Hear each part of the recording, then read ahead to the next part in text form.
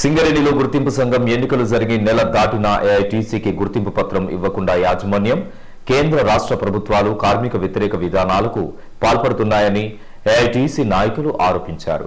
వెంటనే గుర్తింపు పత్రం ఇచ్చే విధంగా చర్యలు తీసుకోవాలని డిమాండ్ చేశారు.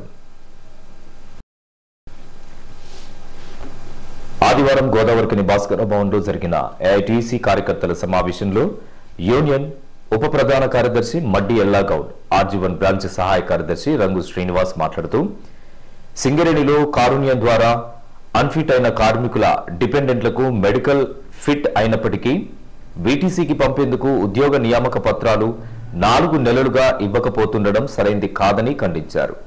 సింగరేణిలో మళ్లీ రాజకీయ జోక్యం పెరిగిపోతుందని ఆరోపించారు. ఆర్జీవన్లో రిటైర్డ్ కార్మికులకు క్వార్టర్ వెకేషన్ సర్టిఫికెట్ ఇవ్వకుండా గ్రాడ్యుటీ చెల్లించకుండా అడ్డుకుంటున్న ఎస్టేట్ అధికారులపై యాజమాన్యం చర్యలు తీసుకోవాలని డిమాండ్ చేశారు. లేని ఎడల ఏఐటీసీ ఆధ్వర్యంలో ఆందోళన కార్యక్రమాలు చేపడతామని హెచ్చరించారు.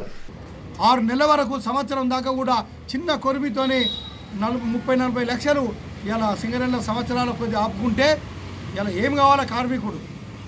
₹1 తక్కువ వస్తేనో ఒకరోజు మాస్టర్ పోతేనో లేదా 200ని టీఐ ఇవ్వకపోతే మాత్రం లెటర్ల మీద లెటర్లు పెట్టుకొని డబ్బులు తీసుకునే ఈ అధికారులు కార్మికుల కోసము ఇలా 40-30 లక్షలు ఆపుకుంటే దాని మీద చర్యలు లేవు, బాధ్యులు లేరు. మేమేమంటున్నాం, త్వరగా ఈ ఏవైతే పెండింగ్ సమస్యలు ఉన్నాయో వివిధ కారణాలతోని ఇలా ప్రమోషన్ పాలసీ అయితేంది, ఇలా ఏదైనా అన్నీ సక్రమంగా ఇవాళ ఈ వారం 10 రోజులలో సక్రమంగా తీసుకురావాలి, దాన్ని ప్రకటించాలి. లేదా వారం రోజుల తర్వాత మాత్రం ఏఐటీసీ తీవ్రంగా మీ ఆందోళన కార్యక్రమం చేస్తాం. ఎందుకంటే ఇది సరైన విధానం కాదు. ఇలా మా డబ్బులు మాకు ఇవ్వడానికి ఇన్ని కొరిమిలా ఇలా సెట్ వేసుకుంటే మీ ముళ్ళేం పోతుంది? ఇలా మీకు మాత్రం ఎకరాల కొద్దీ మన బిల్డింగులు ఉంటే మాత్రం ఏం లేదు. ఇలా కార్మికుడు మా కొడుకులు 2-3 కొడుకులు ఉండి బిడ్డ ఉండి అల్లుడు ఉండి పక్కకు జాగేసుకుంటే ఇలా ఎస్టేట్ డిపార్ట్మెంట్లో ఓ అధికారి ఉన్నాడు, ఆ అధికారికి సీరియస్గా వార్నింగ్ ఇస్తున్నాను చెప్తున్నాం. ఇలా ఎస్టేట్ పేరుతోని ఆ అధికారి ఇలా చాలామంది కోటర్లు అప్పచెప్పే దానిలో అలాట్మెంట్ చేసే దానిలో జాప్యం చేస్తుడు. ఆ అధికారి మీద ఖచ్చితంగా మనసు మార్చుకొని అందరికీ అసలు ఏంటిదండి, మెడికల్ అన్ఫిట్ అయితే ఆయన కొడుకులు ఆయన బిడ్డలు ఆ కోటర్లో పుట్టితే ఓ షెడ్ వేసుకుంటే డిపెండెంట్కు ఆయన కోటర్ ఆయనకి ఇవ్వడానికి దానికి ఇవ్వము, ఫోటోలు కావాలి. ఇదేంటి? ఇదైతే సరైన విధానం కాదు. మేము సింగరేణి అధికారులకు మేము ఏఐటీస్గా చెప్తున్నాం, డిపెండెంట్ ఉద్యోగం ఏదైతుందో తన కోటర్ తనకే డిపెండెంట్ అయిన కొడుకు అల్లుడికి ఇవ్వాలి తప్ప దాన్ని మళ్ళీ ఎస్టేట్కి రాసి దాన్ని ఇంక్వైరీ అని చెప్పి చేస్తే మాత్రమే బాగుండదని చెప్పి సింగరేణి యాజమాన్యానికి అధికారులకు మేము ఏఐటీసీ తరఫున హెచ్చరిస్తున్నాం. సింగరేణిలో గుర్తింపు సంఘం ఎలక్షన్ జరిగి నెల దాటిపోయినా కానీ ఇంతవరకు గుర్తింపు సంఘం పత్రం ఇవ్వడంలో యాజమాన్యము ఇటు ఆర్ఎల్సీ సిఎల్సీ అదేవిధంగా గవర్నమెంట్ కూడా విఫలం చెందింది. కావాల్సుకునేది యాజమాన్యమును గవర్నమెంటు మళ్ళా ఆడుతున్న నాటకంగా మనకు తెలియవస్తూ ఉన్నది.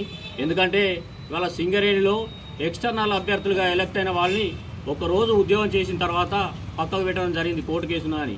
మొన్నటికి మొన్న మా గౌరవ అధ్యక్షులు కూనమినేని సాంబశివరావు గారు ఎమ్మెల్యే గారు అదేవిధంగా మా అధ్యక్షులు ప్రధాన కార్యదర్శి గారు కూడా పోయి రిప్రజెంట్ చేయడం వల్ల అవి ఇస్తామని ఒప్పుకున్నారు, కానీ ఇంతవరకు ఇవ్వడం లేదు. వాటిని వెంటనే ఇవ్వాలని డిమాండ్ చేస్తున్నాం. అదేవిధంగా డిపెండెంట్ ఉద్యోగాలు మెడికల్ అన్ఫిట్ అయి కొడుకులు ఫిట్ అయిన తర్వాత కూడా చిన్న కారణాల చేత వాటిని పెండింగ్లో పెట్టారు. వాటిని కూడా వెంటనే తత్వరమే ఇవ్వాలని, లేకపోతే ఆందోళన కార్యక్రమం గారు గుర్తింపు సంఘంగా మీరు ఏ చేయాలనో పోరాటాలకు ఏఐటీసీ కొత్త కాదు. ఇవాళ గుర్తింపు సంఘంగా గెలిచినా కానీ కార్మిక సమస్యలు ఉంటే మాత్రం పోరాటం చేయక తప్పదని సింగరేణి యాజమాన్యానికి హెచ్చరిస్తున్నాం. ఐఆర్ ప్రాబ్లం రాకుండా సింగరేణి యాజమాన్యం వెంటనే గుర్తింపు సంఘం పత్రం ఇచ్చి చర్చలు జరిపి ఆ చర్చల్లో కార్మిక సమస్యలు పరిష్కరించాలని డిమాండ్ చేస్తున్నాం.